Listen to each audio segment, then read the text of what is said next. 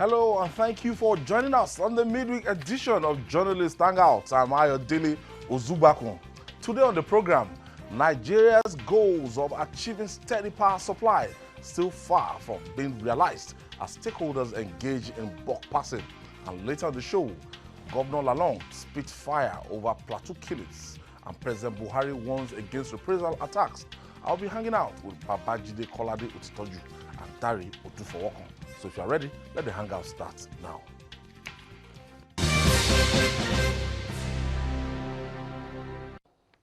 Thank you for joining us. Now, it's the same old story in the power sector in Nigeria.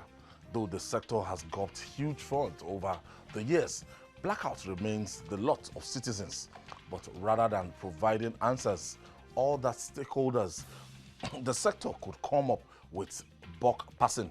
But who do we look up to for redemption?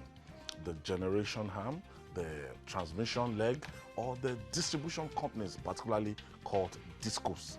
This will form bulk of our discussion today, and one of the key players in the sector, the Managing Director of Transmission Company of Nigeria, TCN, Usman Mohammed, will join us in the course of the program. What is the reason why Nigeria is experiencing power outage regularly? For decades now, we still can't get it right when it comes to power supply. Well, there are all kinds of problems that we are facing, that the power sector is facing. And frankly, we appear to have we have taken that sector lightly for years. For example, we didn't have sustained investment in the transmission sector for years. Yes, this administration came in and has spent a lot of money to freshen up the transmission lines. We've made big investments in the transmission sector, the sort of investment that we hadn't seen for more than 40 years. So Nigerians have to be patient for those investments to begin to bear fruits. All the three legs in the power chain have their problems. The Gencos have issues with sourcing gas, and gas constraint is a big problem hindering optimum generation of power in our country. In fact, sometimes inadequate gas supply leads to system collapse. Because if the bulk of the Gencos cannot generate enough, they must generate up to a particular level. If they can't generate up to that level, then there will be system collapse. And of course, we need to do a lot to freshen up the grid. The grid is old. That's a fact. Some of the transmission lines are as old as 40, 50 years. We need to do something in that sector. And then, of course, distribution. Distribution also has its problems. So all the sectors have all kinds of problems. And I think one way we can help ourselves as a country is to look at other sources of power generation. You have wind, you have solar, you have hydro. You know, a country like Brazil depends so much on hydro. You know, taking water from what's it called, Amazon River. So we need to adopt a holistic approach. And if you ask me, so many people have asked me what we needed to do about the privatization of the sector. I think the privatization of that sector was bedeviled with all kinds of problems from the beginning. If we can find a way to take a second look at the privatization of that sector, I think we have to do it in the interest of our country. Now, Dari, how do you believe that the privatization of the discos now should be the top most on our priority? Yeah, should be visited?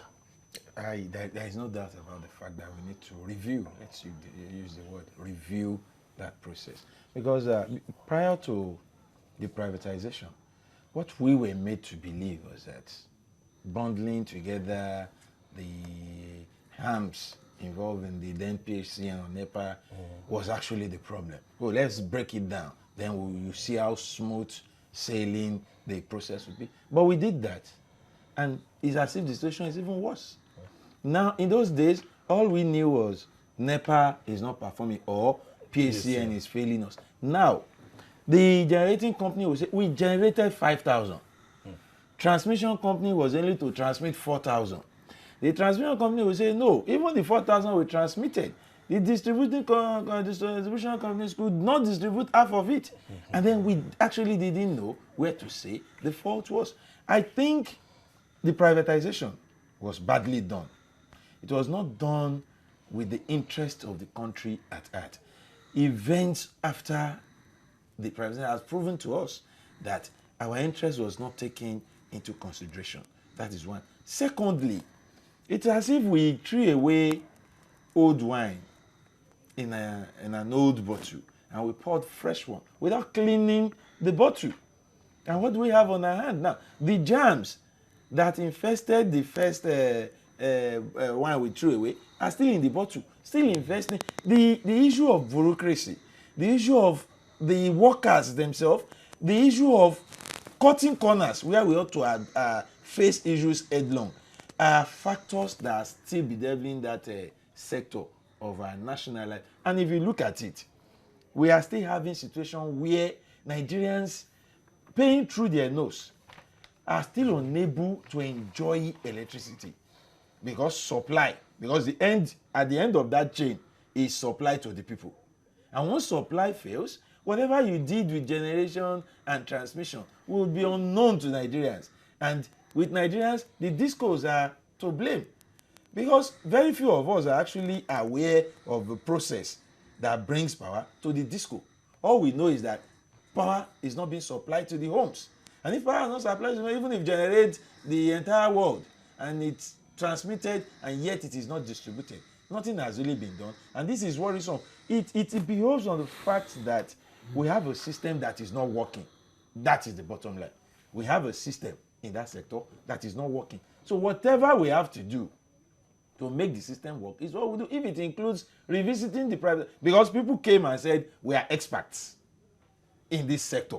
We know what the problem is. Give it to us, we will overhaul it. And then years after, nothing has been done. So that's a real problem. And we need to really look at it all the way we can. But in the face of this argument, the managing director of TCN insists that there must be improvement in power generation from 5,000 to 8,000 megawatts capacity. Well, Jide? Yes, I have no evidence that we are generating that.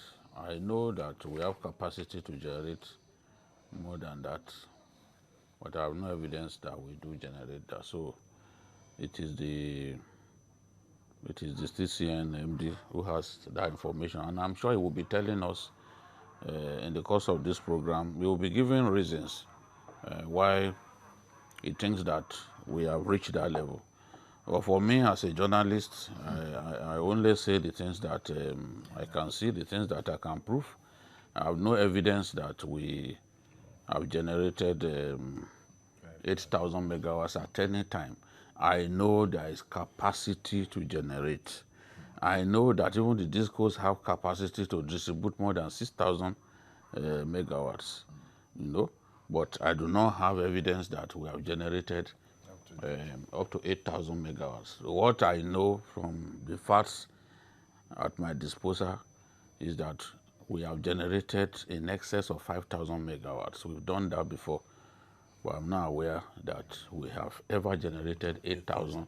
If we generated 8,000 megawatts, how many megawatts did we will? Because even if we generate it, but you cannot will it, then what is the essence? That means it will never get to the end users. Yeah, the managing director of the Transmission Company of Nigeria, that's Dr. Usman Mohammed, attributes the improvements to investment in expansion and the upgrade of electricity installations across the country. Speaking in Kaduna, he said the distribution companies or discos remain the weakest link, urging them to work towards enhancing their network for Nigerians to reap the benefits of increased bulk transmission.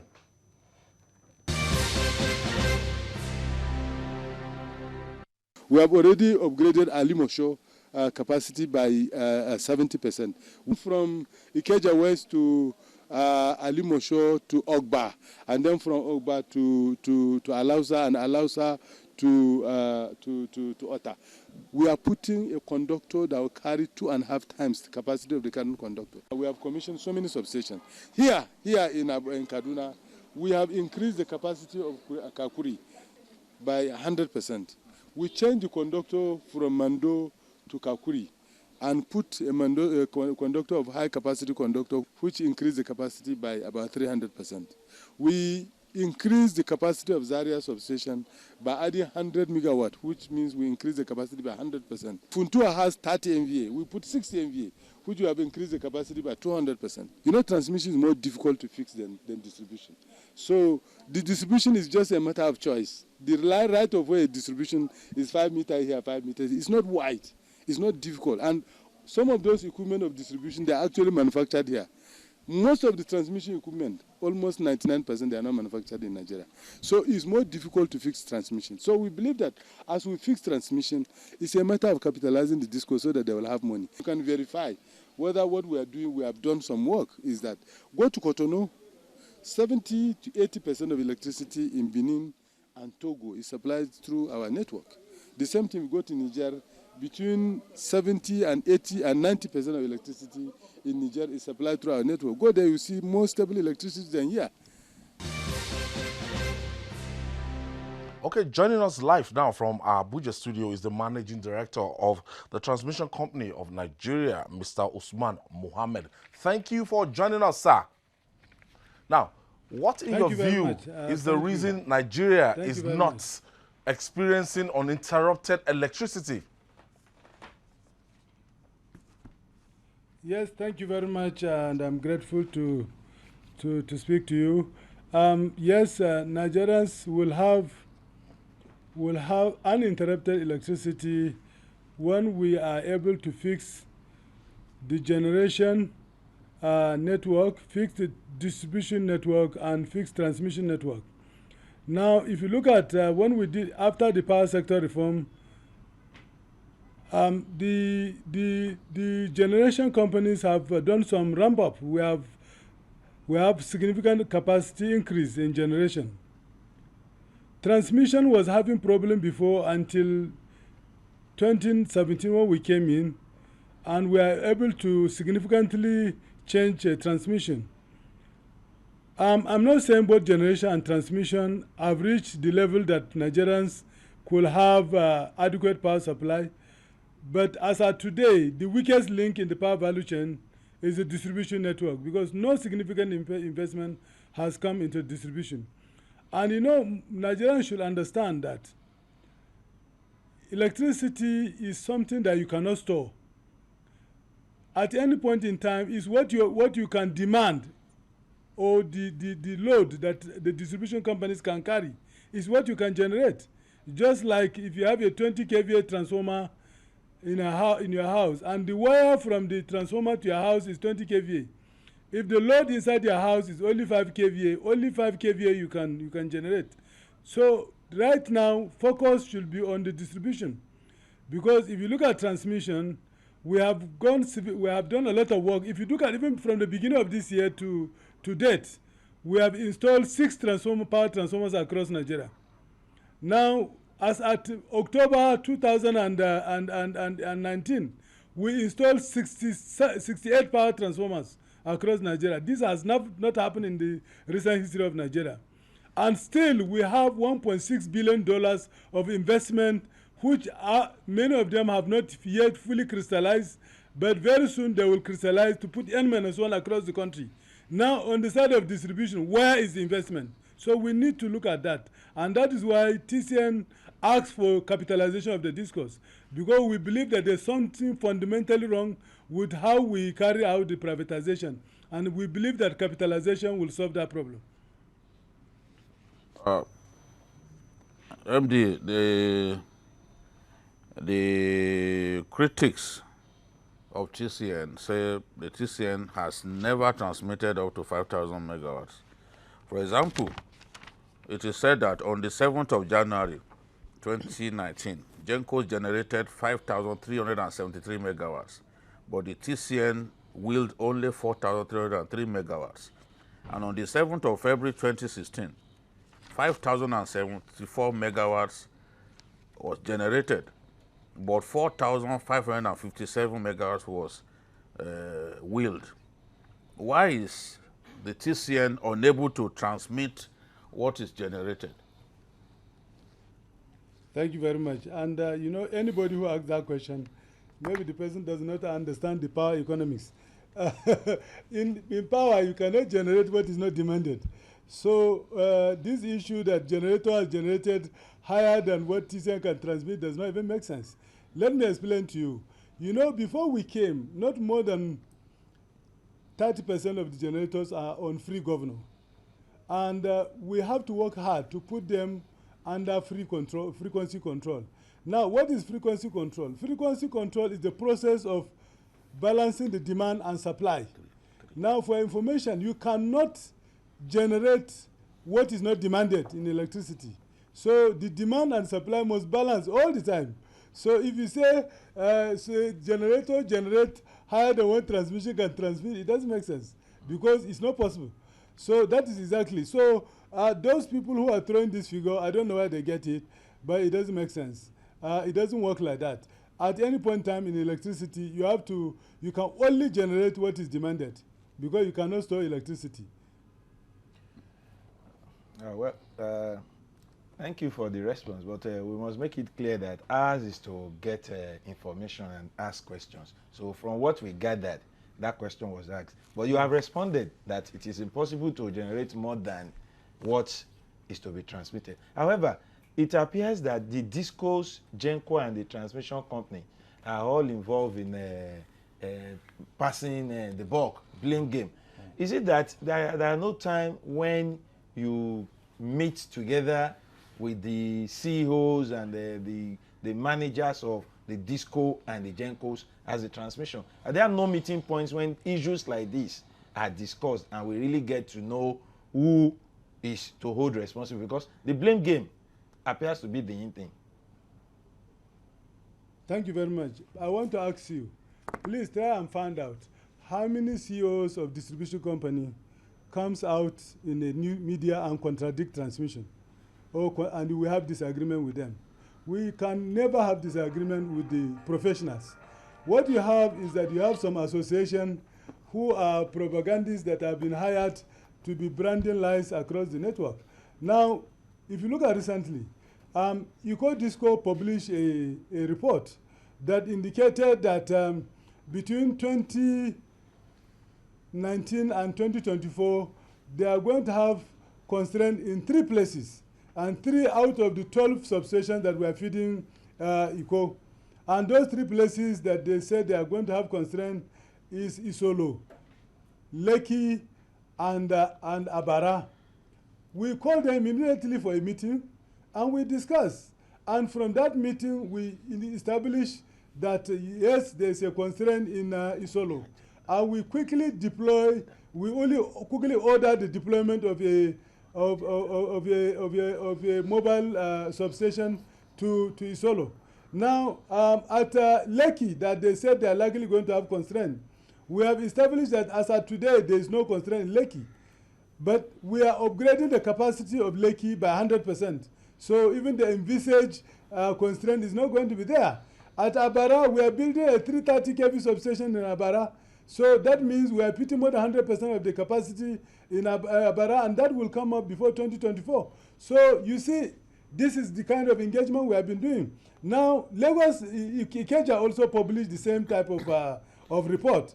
And in that report, they indicated that from the 17 substations that we are feeding them, they believe that between 2019 and 2024, they are likely going to have constraint in 5 substations. And we call them to a meeting, and we clearly show them how our expansion program and when it will come in. And it's very clear there is no area that they are going to have constraint. In fact, the only place that they said that they are likely going to have constraint was in Ikorodu. And we have proved to them in Ikorodu that the capacity we have in Ikorodu, they can't even take 50% of it. Now, the only thing we have got now between us and Ikeja is Ilupeju, where I have directed my staff that they should fix the transformer that we have some issue with. If they don't, then we are going to move a mobile transformer from Ijigbo to Ilupeju to provide redundancy. This is not scarcity, but it's redundancy, because we are operating with redundancy in key Ibro areas like Lagos.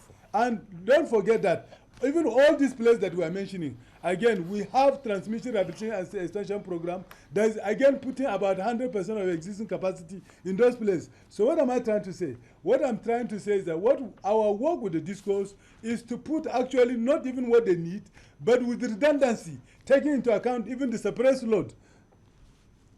Now, a system collapse during which the entire nation is plugged into blackouts has been rampant in the last 1 year. Why is this so? Thank you very much. I can't agree that it's rampant. Please go and check the statistic. I didn't tell you that system collapse has reduced. But you also have to understand that the infrastructure that we are operating has been decaying. I have told you that we have significant problem with distribution. If you look at the interfaces that we have with the distribution, we have 738 interfaces with the distribution. Out of these 738 interfaces with distribution, only 421, they have protection on their side.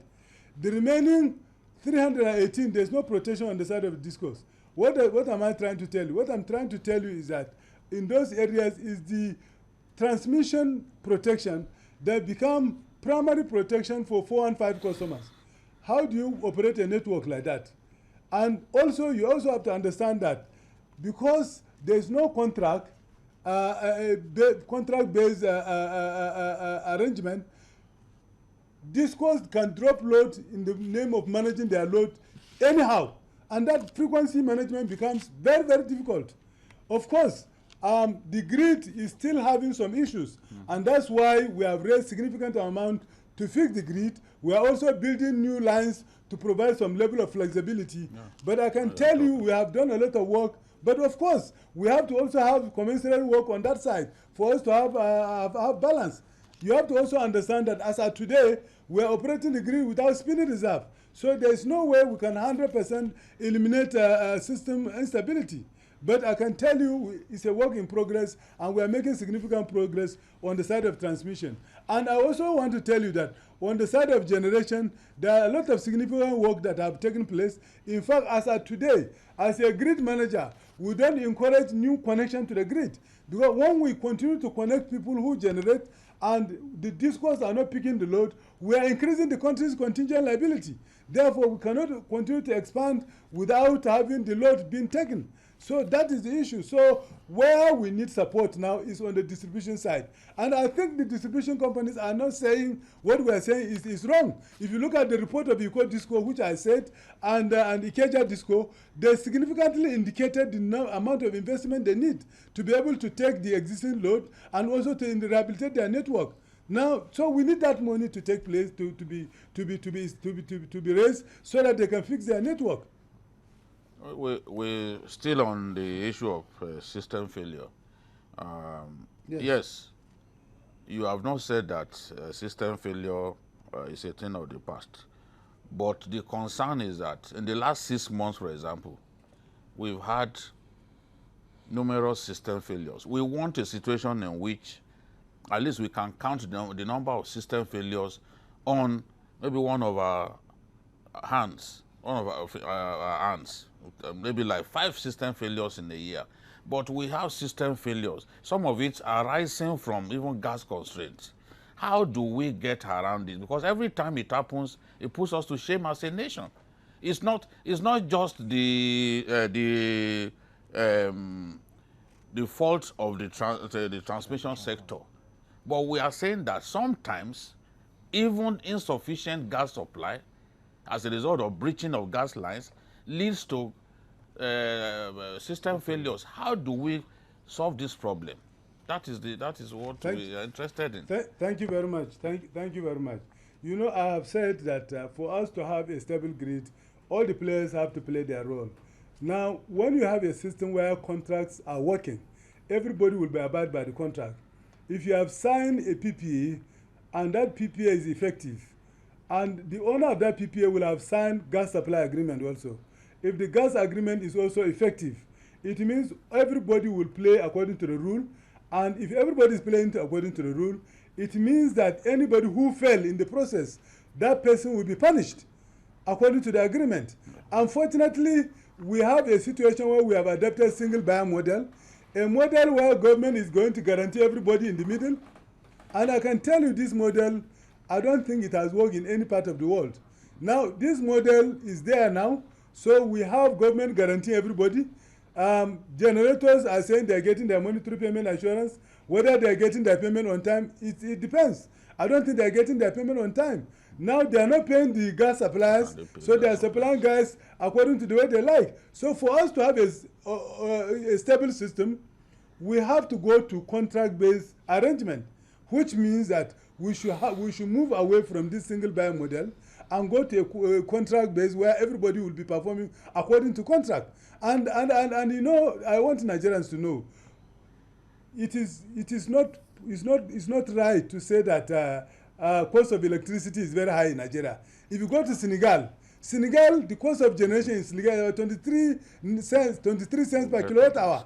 The highest generation in Nigeria is 10.9 or so, this Azura. So where is the high cost that we're talking about? But if we don't allow contract-based and provide cost-reflective tariff and allow us to have contract-based where everybody is performing according to contract, there is no way we can eliminate all these things. So the reality of the matter is that Nigerians should be prepared to work according to rule and allow rule-based contract to go, and everybody will be abiding by the contract. But as at now, you see that anybody is doing whatever he likes. If a generator gets out of the grid, according to the grid code, you are supposed to punish that generator.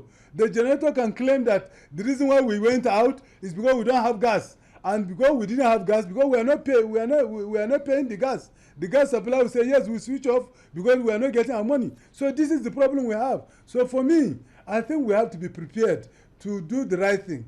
If countries like Burkina Faso, that are sitting in one of the poorest countries, poorest location in West Africa, has a efficiency of 98%, meaning their collection rate is between 98% and 100%, and they buy electricity very expensive from Cote d'Ivoire at the rate of between 17 cents and 21 cents. Why can't we do the right thing? And doing the right thing means that we should allow all the rules and the contracts to become effective. Well, thank you very much for those explanations.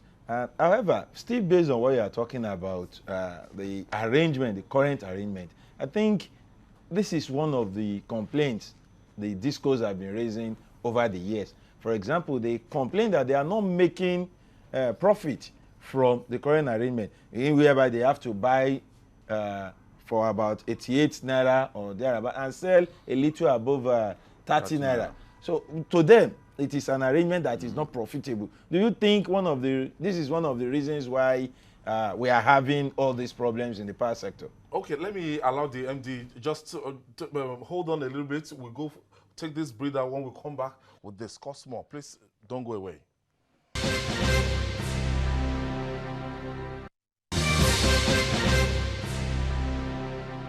Welcome back. This is Journalist Hangout, and we still have the Managing Director of the Transmission Company of Nigeria, Mr. Usman Mohammed, here in Abuja Live. And Dari, before we went on that break, you asked a question. Yeah, I was talking about the complaints. One of the major complaints being that discos are saying the current arrangement, the tariff arrangement, where they have to buy around 88 naira and sell a little above 30 naira, is not profitable. I'm asking now, will you want to tell us that this is this true, or they are just lying to us? Is it true? And if it is true, are you seeing Yeah. that as one of the problems in the sector? Thank you very much. Yes, I agree that the discourse have some challenges, and if you look at the solution that we provided, we also take into account the problem that the discourse are facing. But if you look at before June 2019, discourse were allowed discretionary payment. And what discretionary payment? They collect money from the market and take what they want and give the market what they like. Some of the discos are giving the market only 10%. So if they have been giving the market only 10%, it means they are allowed to take even their revenue requirement. So if they take their revenue requirement, what do they do with the investment? Let me explain to you. If you look at as of today now, collectively the discos, all of them are owing TCN about 400 billion. How did we accumulate this 400 billion? We accumulated the 400 billion before June 2019 that they don't pay us what is due to us and they keep that money. So all those money did they keep? Did they translate it to investment? I don't think so. So let's check and find out where did this money go. But the solution we are providing also include the fact that this course need to have cost reflective tariff. Yeah. Now, We also suggest that there should be regulatory consistency. Yes. But we are saying the discourse arrangement that we have, they need to be capitalized. And in capitalizing the discourse, government should bring their own 40%, and owners of the discourse, they should bring their own 60%. But this money should not be a short-term fund. Should be money that has a monitoring period of 5 years and repayment period of 20 years. And interest rate should not be more than 3%. That is the solution we are providing. And that's what we are asking, because if we don't capitalize the discourse and we continue to go like this, it will reach a point that we cannot manage the network. Now, we believe that if you have an investment that will come to reduce the aggregate technical and commercial loss, in 5 years, there will be no interest payment, and you simulate a tariff on that line, the tariff is not going to significantly be high. And that's what we are saying. But we also said that we have to recognize the current depth of the discourse. If you look at the tariff of the discourse now, the regulator allow the discourse to charge only 190. TCN is charging only 190. But generators are allowed to charge 305. There is a difference between the 190 and 305 that the discourse were not allowed to charge their customers. Now, if they are not allowed to charge their customer, that is sitting on their book is an impairment. Yeah. We suggested that the books of the discourse should be reset to remove that aspect of the money that they are not allowed to charge. That's why we say reset the books of the discourse. Now, I want to ask about what is the state of your transmission lines? What is the issue with the national grid? And why are companies like Dangote or Coca-Cola's Ashejire plant off the national grid? I don't know which of the Dangote that you are talking about. Ashejire's but I believe plant. that there are discussion between us and Dangote where we are planning to take where they have excess power, we put them on the grid and supply them in areas where they don't have excess power. So this is going on between us and Dangote. And I also want to tell you that there are several point load customers, which I can call them industries that are connected to the grid directly. And if you can go and interview them, they will tell you that they are getting more stable power than what they are getting before. And you are aware that also discussion between TCN and Eco Atlantic, we are just about to finalize the contract where we are connecting Eco Atlantic directly to the grid. So, and also if you want to know whether we are doing better than before, why don't you go to Benin and find out what we have achieved in the last few years? They will tell you that there are significant improvement in what we have done. So, but you know, when we have a network that we are passing power inside, that is fragile, what do you expect? Nobody will feel what we are doing. That is the problem. Yes, no doubt about it. This administration has done so much to freshen up the grid, to invest in a sector or in a subsector of the power sector that had been abandoned for many years. There's no doubt about it. We see that. We feel what is being done. And I want to also sympathize with you over the attack on your facilities by Boko Haram in Borno State. which was Thank said you, to sir. have, Thank you, which sir. was said to have cut off It's unfortunate. Borno State from the national grid. Can you tell us what you are doing at this time to fix that problem, or has the problem been fixed? And then how do we ensure that? Thank you very much. I think, thank you very much, and thank you for the sympathy. What happened, I want to tell all Nigerians that transmission have been working in all those places where we have instability, including Dambua, where people are not willing to go. TCN is still operating in that place, including even the line between Dambua and Biu and Dambua and Meduguri. Our people have been patrolling. Our TCN staff are very, very patriotic. When there was a fight between the Boko Haram and the military between Damaturu and Meduguri, and the whole line was out, at a time when the 132 kV line between Dambua and Dambua was out, which cut off Meduguri, we restored supply in 3 days. Supply has been restored since to Meduguri. And we are also working with the military to solve to restore the line between Dambua and Meduguri so that we have redundancy of 132 supplying Dambua. So that's where we are. We believe that if by the grace of God we are able to solve the problem of this military something, we actually have investment that specifically targeted at this area of instability, because we believe also part of the reason why we are having instability in those areas is because there's lack of economic activities, and we believe that when we take bulk power to those places and they have significant improvement in electric supply, the economic activity will pick up, and this will discourage some of those people that will enter into this terrorism. I want you to understand that if you look at places like Borno, like Yobe, part of the problem we have with them is their distance from the nearest generation station. I want to also tell you that the federal government, working with Mabon, have successfully completed the Dadin power plant, which was tested about 1 month ago, and it is working. Now, once we have a generation, even though it's 40 megawatt, that will also improve the voltage in that area, and that will increase the quality of power supply in that area. Well, thank you. Let's look at the Northwest. You just finished speaking about the Northeast. The Northwest. For example, if you look at Kano has a supply from the grid should be about 80%. But people are saying in Kano, for example, there is need to increase electricity supply to Kano and some other parts of the Northwest.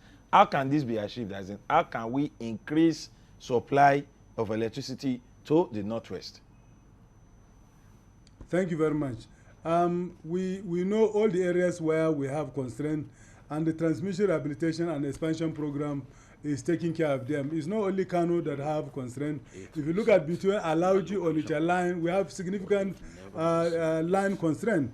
And that's why we are building a cord line between Ogun and Lagos. All those industries that are around Ogun and Lagos, they have also problem. We are building 4 330 kV substations between Ogun and Lagos.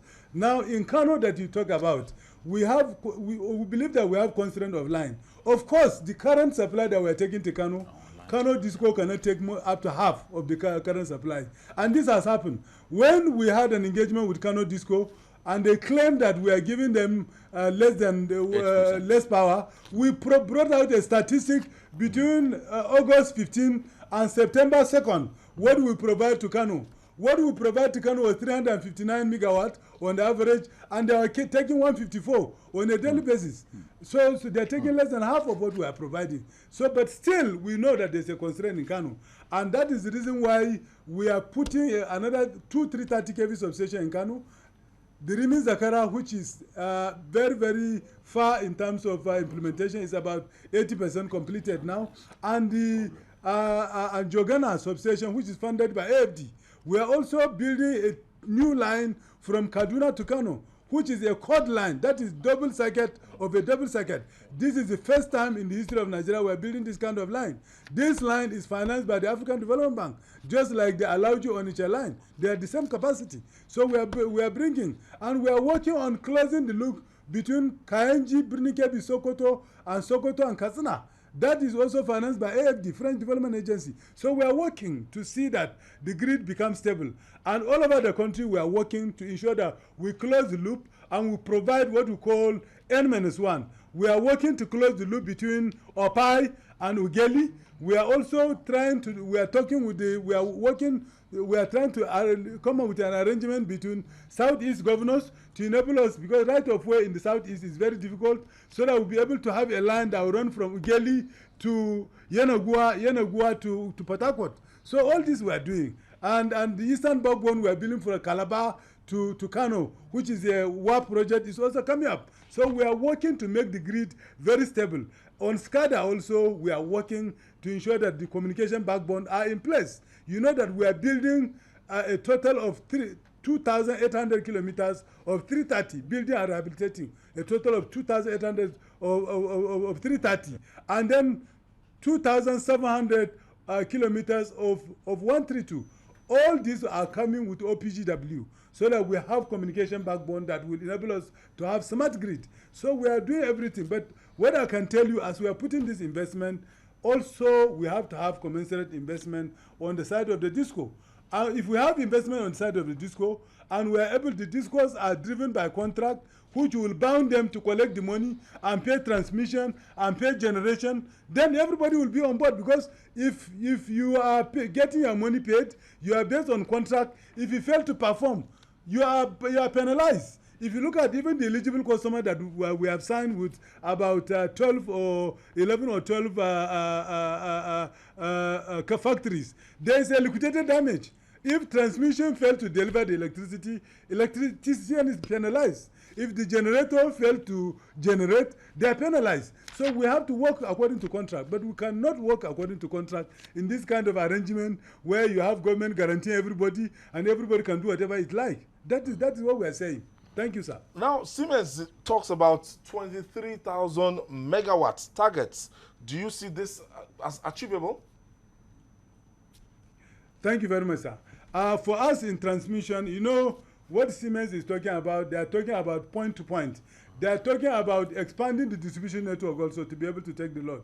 So, as I told you, no matter whatever the capacity of transmission, whatever the capacity of distribution, if the distribution, whatever the capacity of generation, if the distribution company cannot pick the load, you will only generate what can be picked. So Siemens is to actually mainly work on the distribution network to ensure that the distribution network is expanded so that they can be able to pick the load, and that is the issue. So we are praying that this project will be structured properly and it works, because once it doesn't work, we have a problem. We should not be talking about this load of even 20. We should go even ahead. But look at transmission. I can tell you, we are moving steadily. I remember in this, before the beginning of this event, you talk about reconducting some lines. And in reconducting those lines, we talk about the line we are building between Alimosho, Ogba, Alausa, and also Ota. We are not doing only that place. All over the country we are reconducting. And that's why I mentioned to you 2,800, and we are putting a conductor of high capacity. I believe that this project, once that is conducted, it can even take the grid to nearly to 15,000 megawatt. And when you bring the new lines that we are building, we are going to be far past 23,000 megawatt. But the point is that as we are doing this, what is happening on the side of the distribution? So we pray that the Siemens project will crystallize and will work and will solve this problem. That's what we are saying. Okay. I want to take you to the different sources of electricity generation that we appear not to be tapping in our country. There is wind, there is solar, there is hydro. A country like Brazil relies so much on hydro, but we appear to concentrate so much on the gas fired generating companies, instead of looking at all of these areas and see how much potential can come from them. And then you look at the Mambila hydro power project in Taraba State. Taraba is the least in our country in terms of electricity, enjoyment of electricity. Taraba is the least. Taraba is not even connected to the national grid, as I heard. So, I mean, that Mambila area is not on national grid. So, what can we do? Because if we are focusing on your area and improvement is happening in those areas, the improvement has to be across board for us as Nigerians to enjoy electricity. Thank you very much. Yes, I agree with you totally. And I also agree with you that we have to have energy security. Energy security is about diversifying the source of generation. We should use all our sources of revenue, of generation. If you look at South Africa, they generate significant part of their electricity from coal. So there's nothing stop us from using clean source. Even the coal, they can use, their technology has come up that you can make the coal clean. So we should use every source of our generation.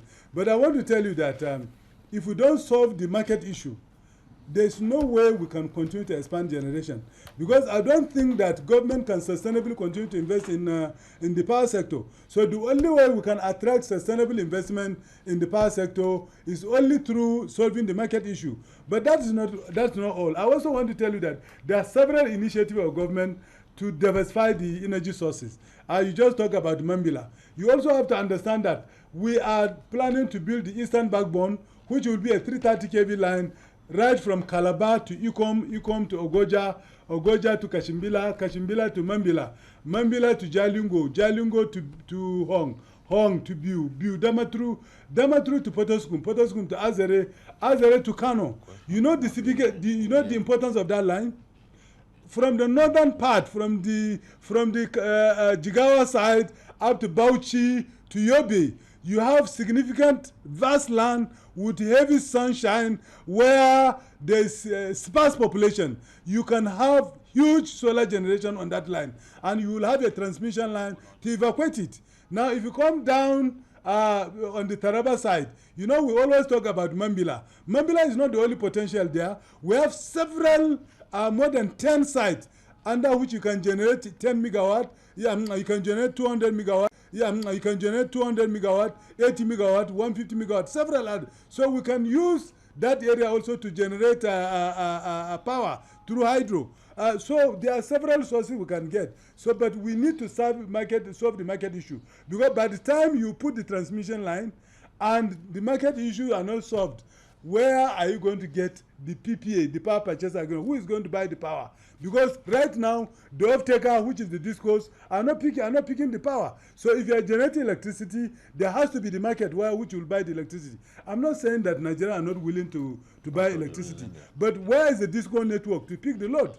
So that is what we need to do. But you have to also understand that we know this, and that is why we are looking at other sources of expanding the grid. That's why we come to Eco Atlantic. That is why we are expanding the eligible customer regulation. As of today, we have signed about 12 of them that are on the grid, that are getting their power directly. And if you interview them, they will tell you that many of them, they are happy, sir.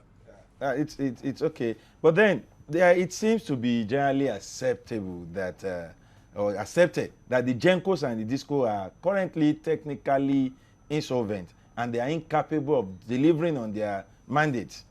And a lot of people are asking, should the privatization of the power sector be revisited or be reversed? Right. Where do you stand on this?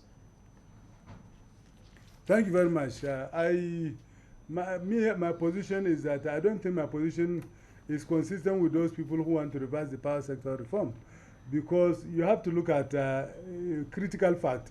Are you saying government can invest sustainably in the power sector? No, and not the reform. Not the reform. Not the reform. It is the deal with the GENCOs. So my position is that if you look at the GENCOs, actually, the GENCOs have expanded significantly. And I can tell you as a grid administrator, every day people are knocking at our door. They want to put in new generation plant. I'm just telling you. The reason why we are not allowing them to expand significantly, because we cannot continue to put significant liability on government, because now government is the one guaranteeing everything.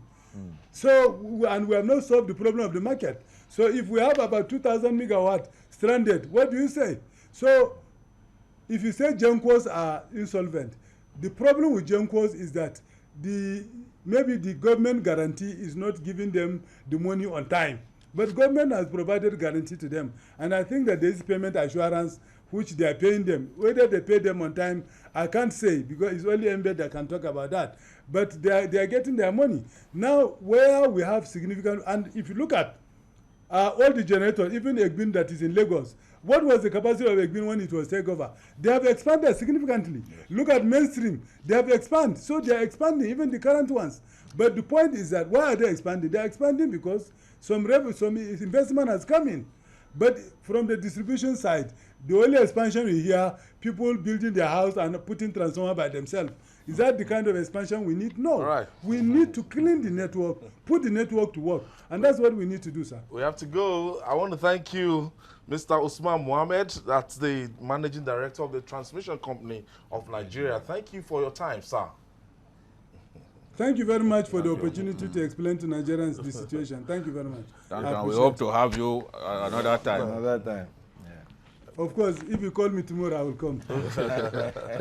You're out of the task. Thank you very much, sir. It's quite interesting for very what's happening for that sector. Yeah, And I hope we get it right. It's been an eye-opener actually talking with him. In between defending his base, he managed to come across with the truth. We now know that, yes, there are issues with transmission lines. We now know what problems bedevil even his own transmission company of Nigeria. So it's a good thing. It's a good thing. And he has actually been able to establish the facts that we need to do serious work with the discos. Yes, serious work with serious the discos. work. I want to thank you, Dario Dufoko. Thank you. And Babajide Kolade Otitoju. And that's our offering today. Join us tomorrow for another episode of the program. You can watch Journalist Hangout on our platforms showing on the screen. We're on YouTube, youtube.com/TVC News Nigeria. Our feedback channel is Journalist Hangout at tvcnews.tv. I'm Ayodele Uzubaku. Bye for now and God bless Nigeria.